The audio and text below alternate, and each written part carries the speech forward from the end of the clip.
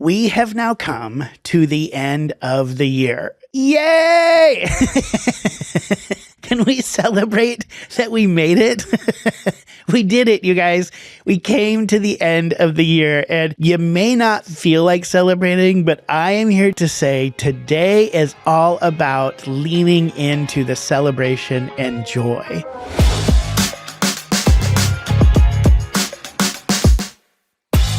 Welcome to Badass Softie, a podcast for leaders who are unapologetically ambitious and want to lead with heart because you're allowed to chase big goals without losing what makes you human.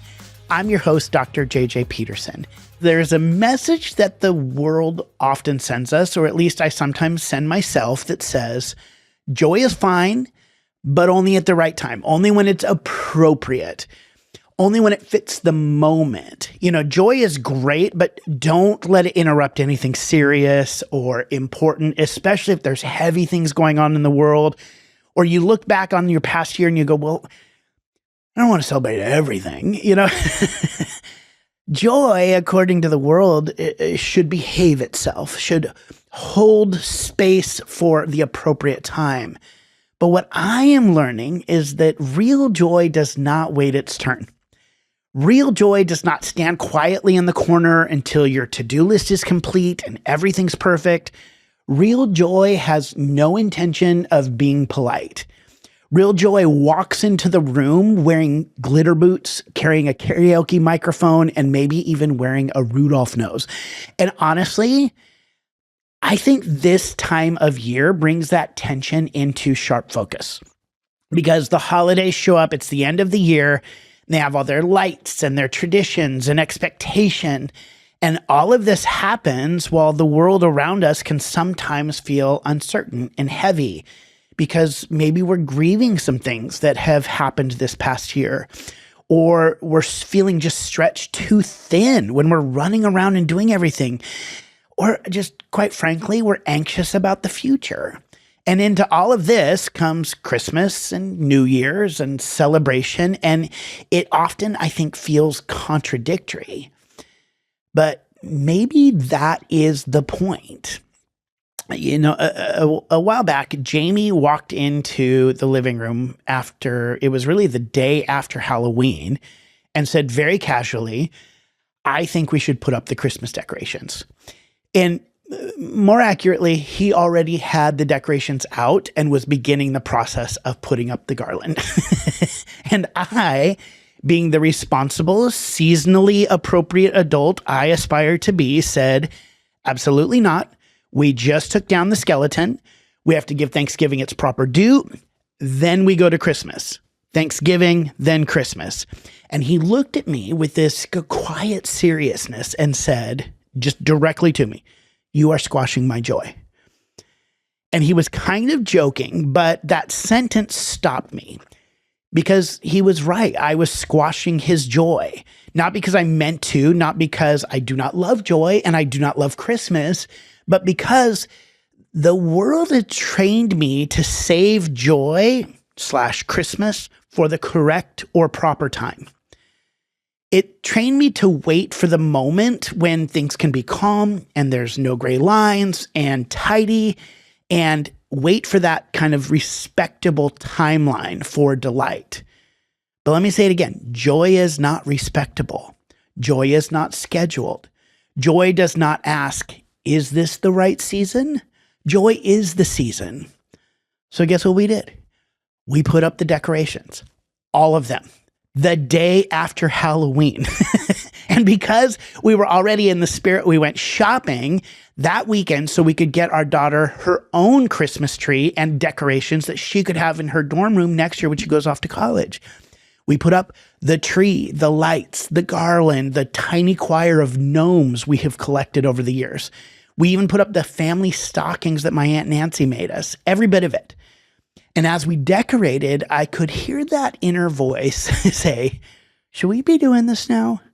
Is this too early? Will people think we are ridiculous? And what I was kind of asking is like, is it appropriate to feel happy right now? Do I feel like celebrating Christmas? But there was something inside of me that was really waking up. The part that new joy is not about pretending things are easy or saving time for the appropriate time. Joy is about remembering that even when things are hard, we still get to be human. And also, who gives a crap about when it is or is not appropriate to put up decorations if it brings joy? Here's the funny thing. Over the next few days, several of our neighbors put out their decorations too.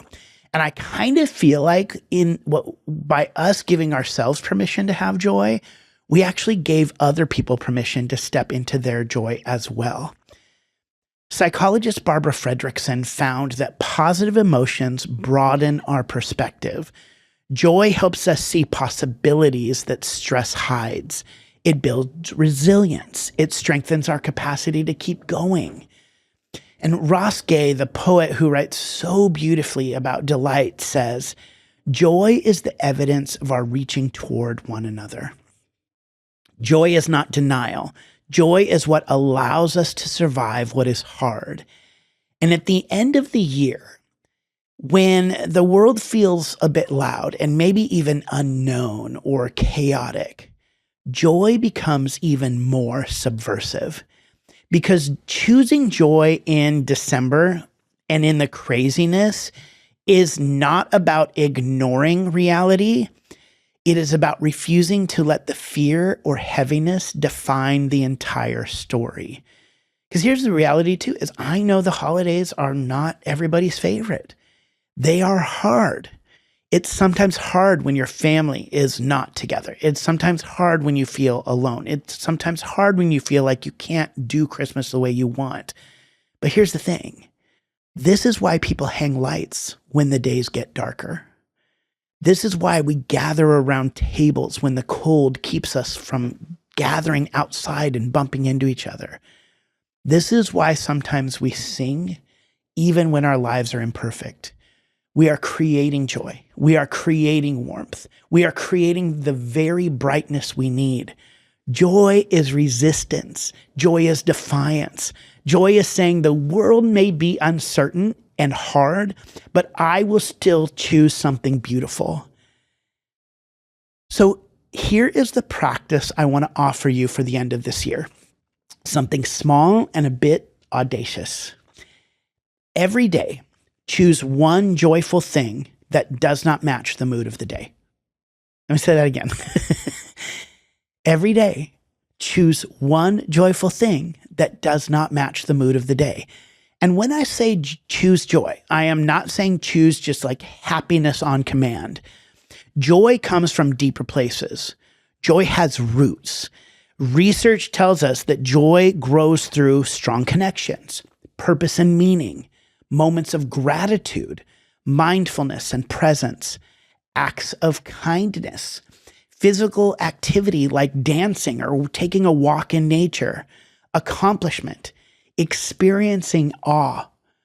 So if the world feels heavy, look for the light. If you feel overwhelmed, find something that brings you wonder. If people tell you to be serious, do a little dance. If the year has worn you down or this season has been hard, choose something that wakes up your spirit. Do not wait for permission. Create the joy you need. Because joy is not irresponsible. Joy is how responsible people stay emotionally alive. So as we close out this year, let me end with this blessing and toast. May you practice joy even when the world feels uncertain. May you remember that joy does not erase the hard parts of life, it carries you through them. May you have the courage to celebrate even when it feels too early or too bold or too much. May you choose joy as an act of resistance and an act of hope.